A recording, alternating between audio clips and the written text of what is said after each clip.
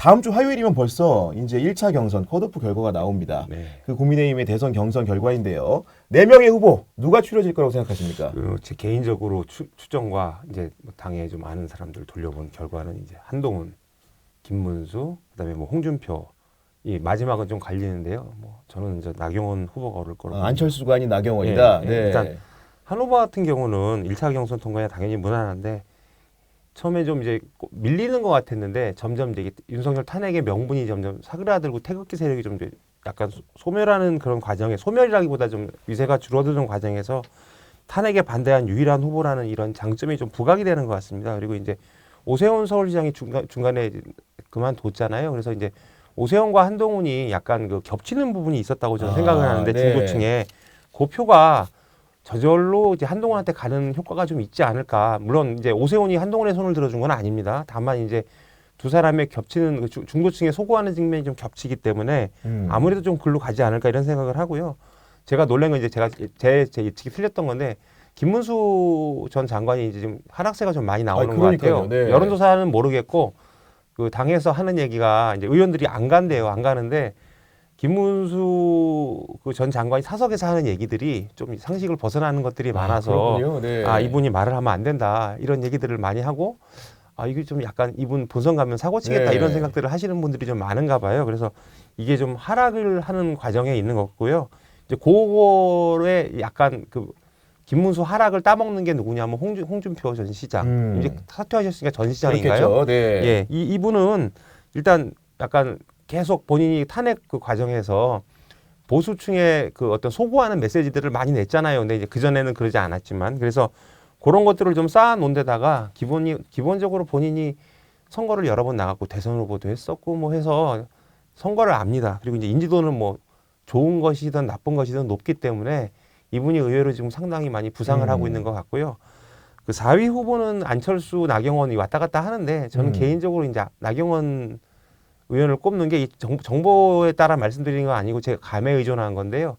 어쨌든 이분이 그 탄핵 때 자기 본심과 다르게 굉장히 윤석열하고 좀 합을 맞춰가면서 그렇죠. 많이 했고, 도왔죠. 네. 그리고 이제 퇴임 후에는 퇴임이 아니죠. 이걸 퇴임이라고 하면 안 되고 파면 후에. 파면 네. 후에는 이거 말 잘못하면 제가 또 큰일 납니다. 네. 네. 파면 후에는 그 아크로비스타까지가 차를 마셨기 때문에 여하튼간에 그 어떤 그런 기세가 있고 또 하나는 이분도 역시 선거란 선거는 다 나갔습니다. 뭐 서울시장 경선도 나가고 본선에도 나가기도 하고 경선에도 나가게 했기 때문에 그 어떤 선거를 치르는 노하우가 있을 것 같아요. 그리고 약간 자기 조직도 있을 것 같고. 그렇죠. 네. 반면에 이제 안철수 후보 같은 경우는 그 일단 자기 친구가 없습니다. 세력을 해야 되는데 그리고 그 탄핵을 반대했는데 또 이 양반이 좀 애매한 게 한동훈 전 대표처럼 전면에 선 이미지는 아니에요. 그렇기 때문에 조금 그런 과실을 따먹기도 좀 애매하고요. 일단 뭐 당의 지지율도 유의미하게 잡히는 것 같지 않은데 또 어디 나왔다고 하는데 여하튼 네.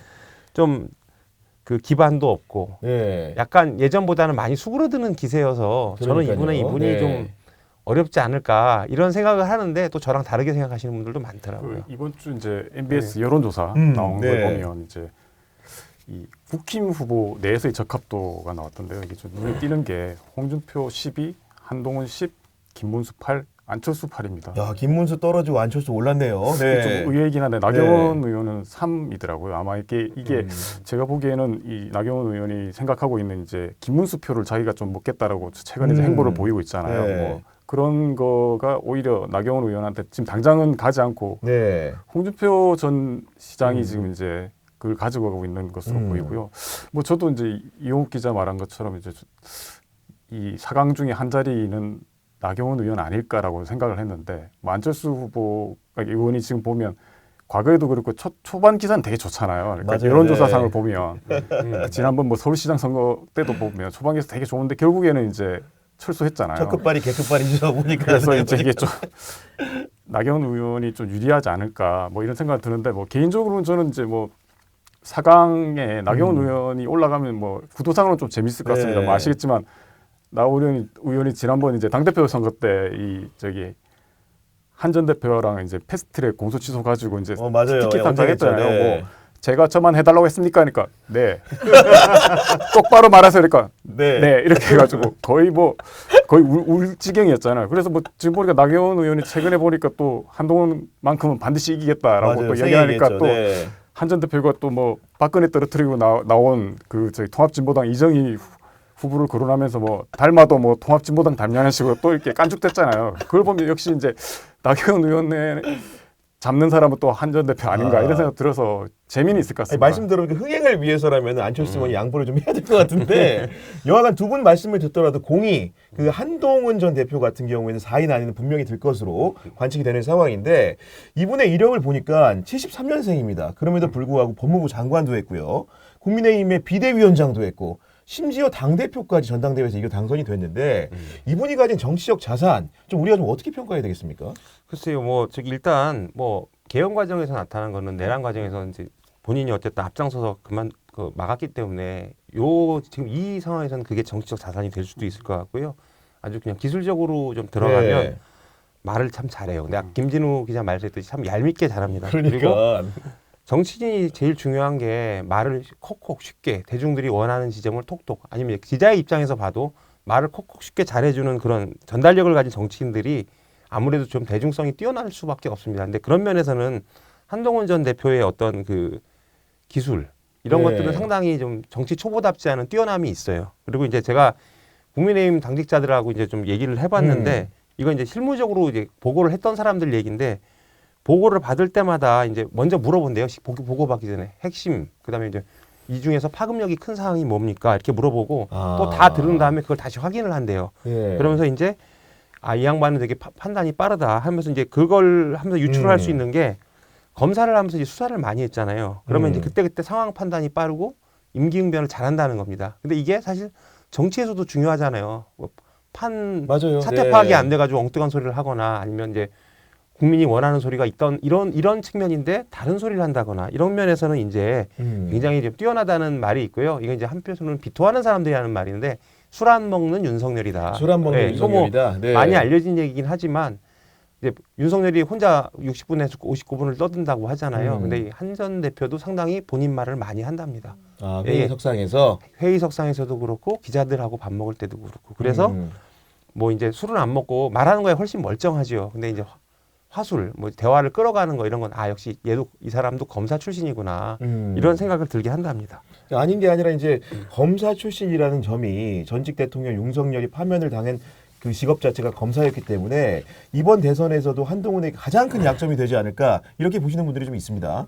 그렇죠. 지금 뭐 윤석열이 보면 이제 뭐 대통령 처음 됐을 때 이제 첫 검사 출신 대통령. 근데 지금 뭐 거의 지금 나라를 이징으로 만드는 거예요. 네. 그러니까 한 전 대표가 만약에 대통령이 되면 두 번째 검사 출신 대통령이 될 건데 과연 그거를 지금 이 타핵 과정을 거친 국민 여론들이 허용할까요? 당장에 한 전 대표한테는 그 국민들이 그걸 물을 거잖아요. 그렇죠. 네. 어떻게 할 거냐. 그럼 거기에 대해서 이제 한 전 대표가 뚫고 나가야 되는데 지금 보면 그걸 뭐 최근에 이제 나와서 하는 소리가 뭐 시대 교체니 이런 식으로 이야기를 자꾸 이렇게 피해가는 거잖아요. 검찰 이미지를 피해가려고 하고 그리고 지난번 뭐 출마 선언이라든가 뭐 인터뷰 보면 뭐 AI가 어떻고 뭐 중산층 제공이 흔적을 지우려고 하는 약간 네. 경제 이야기를 하면서 자기가 네. 지우려고 하는 거죠. 그런데 결국에는 그걸 물을 거예요 아마. 거기에 대해서 뚜렷이 이야기를 해야 되죠. 그리고 검사라는 코드도 그렇고 아까 이제 술 안 먹는 윤석열을 표현해 주셨는데 윤석열과의 관계성에 대한 질문을 집중적으로 받지 않겠습니까? 그러니까 이게 참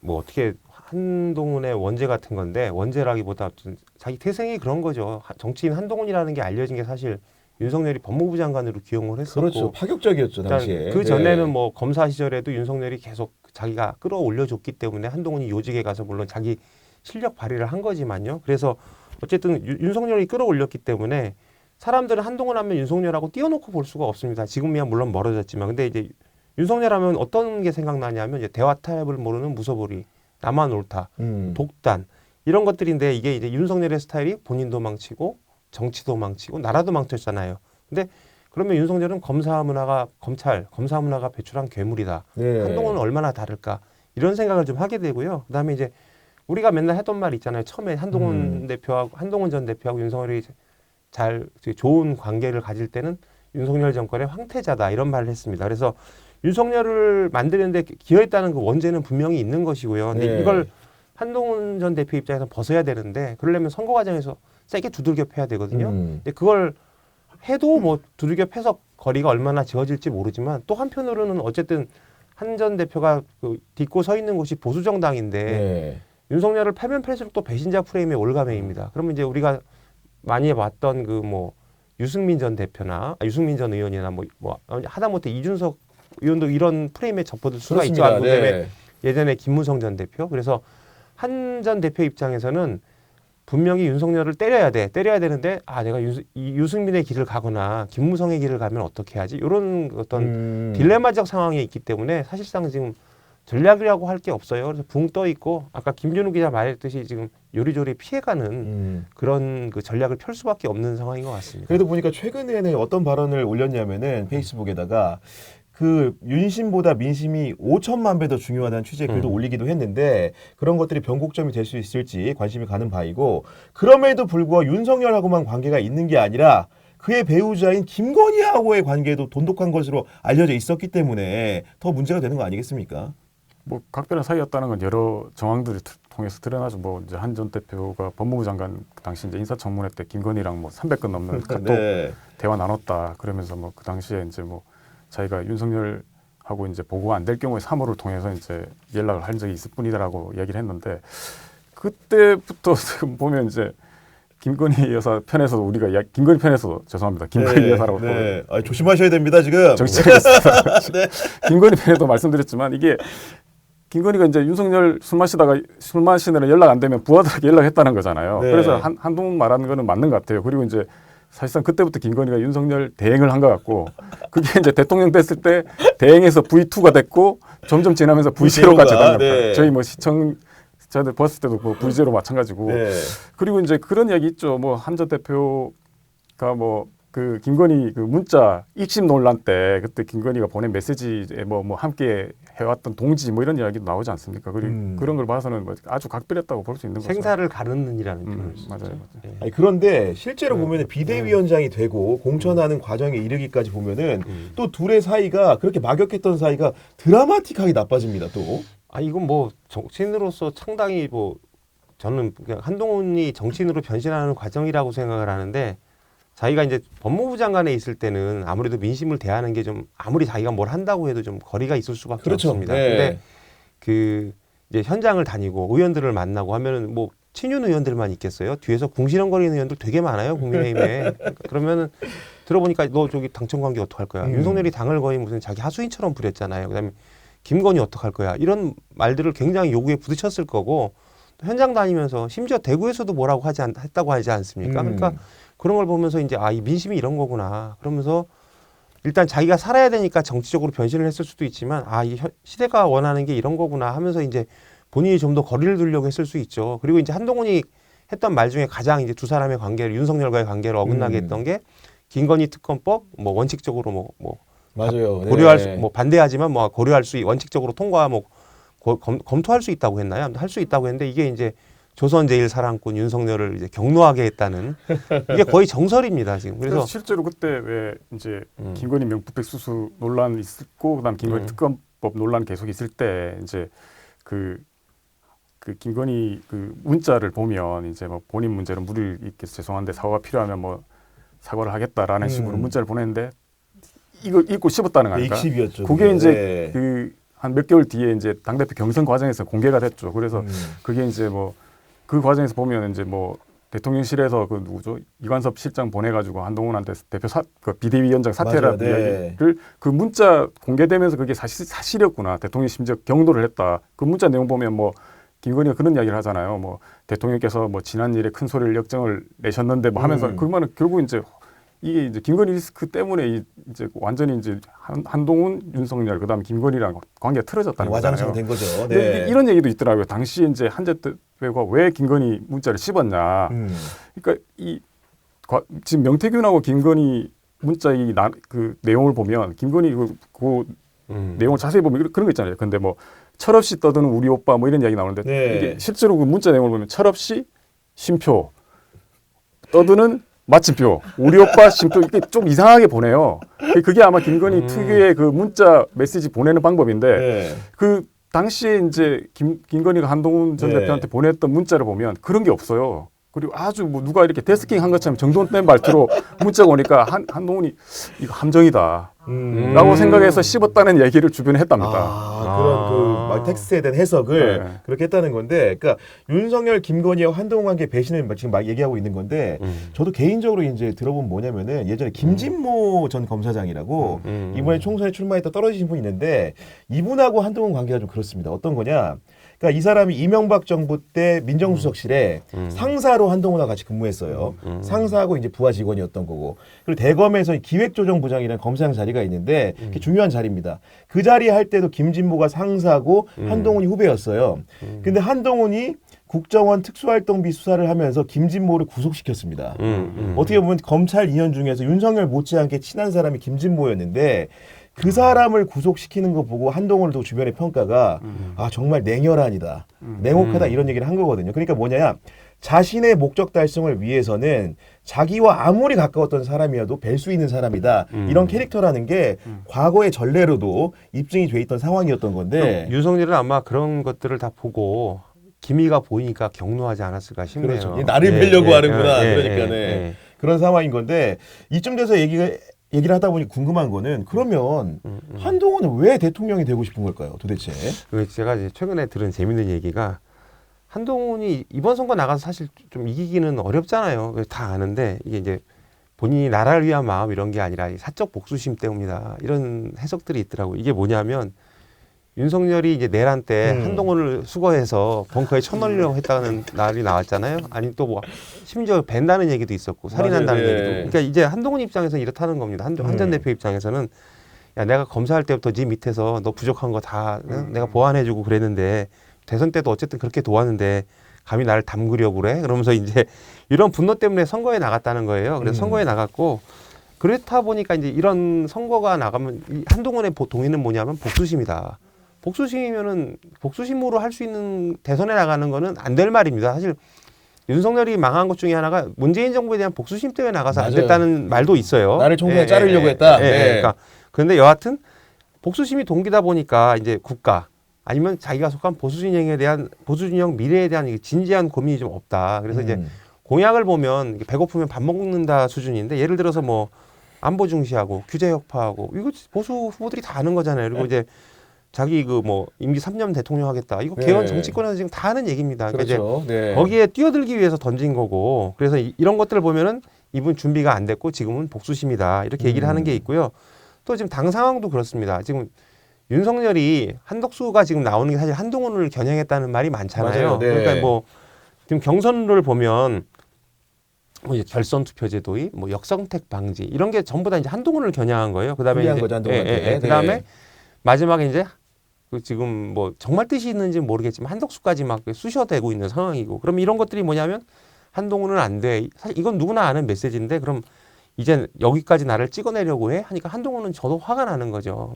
되기만 하면 가만히 안 두겠다. 뭐 이런 사적 복수심을 키울 수밖에 없다. 이런 얘기가 있고요. 또 하나는 이제 어차피 국민의힘은 대선을 포기했다고 저는 봅니다. 아마 자기들도 그렇게 생각할 건데 그렇게 생각하면 이제 대선 이후에 그 보수 진영에서 어떤 주도권을 잡기 위한 내전을 시작을 한 거고 그러기 위해서 이제 이걸 누가 먹느냐 이런 것들을 바라보고 있다. 이런 것들이 좀 있고요.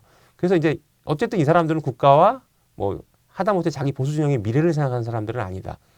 자기 사리사욕에 따라서 움직이는 사람들이다.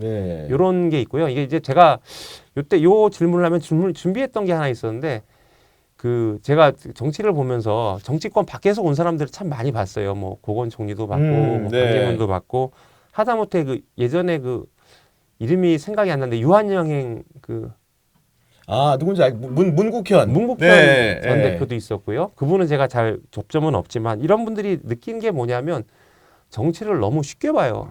그러니까 내가 하면 된다. 내가 하면 된다. 그러니까 한동훈 전 대표도 이럴 겁니다. 내가 잡아놓은 애들만 몇 명인데, 그러면서 정치 간단해. 내가 들어가면 다 정리가 돼. 그런데 사실 정치가 그런 게 아닙니다. 저기 어쨌든 국가 현안에 대해서 주고받고 이해관계를 조정하는 굉장히 진중한 작업이에요. 어려운 그래서 일이죠. 의원들이 밤마다 술 먹는다고 생각하지만 물론 밤마다 술을 먹는 의원이 많겠지만 그 안에서도 협상을 하는 거거든요. 그래서 이게 되게 진지하게 봐야 되는데 이걸 되게 쉽게 생각을 하는 거예요. 그래서 막 들어와서 아무렇게나 하고 정치 쉽게 봤다 망한 사람이 누군가요?